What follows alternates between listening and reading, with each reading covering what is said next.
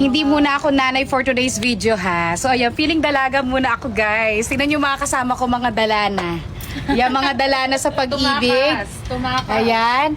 Yan, mga ano rin, mga married na yan, day. Tapos nakita-kita kami kasi bored na kami sa mga asawa namin. Charot! Wala pala akong asawa, sila lang. Pagkita ko yung view kasi feeling dalaga nga kami.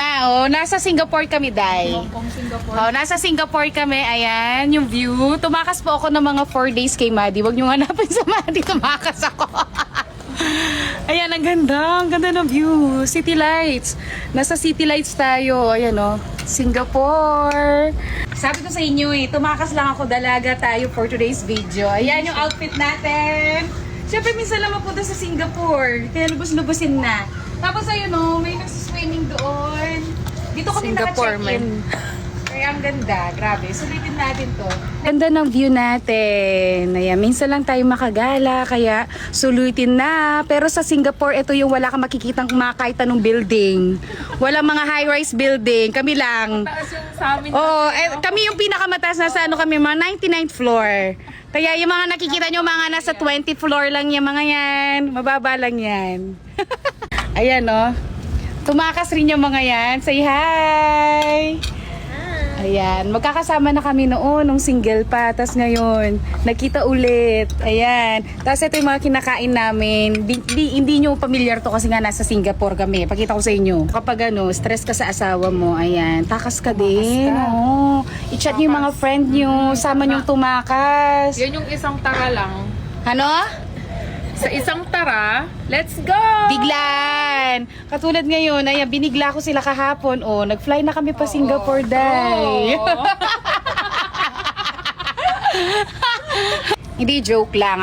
Tumakas lang kami. Nag-dinner lang with the friends.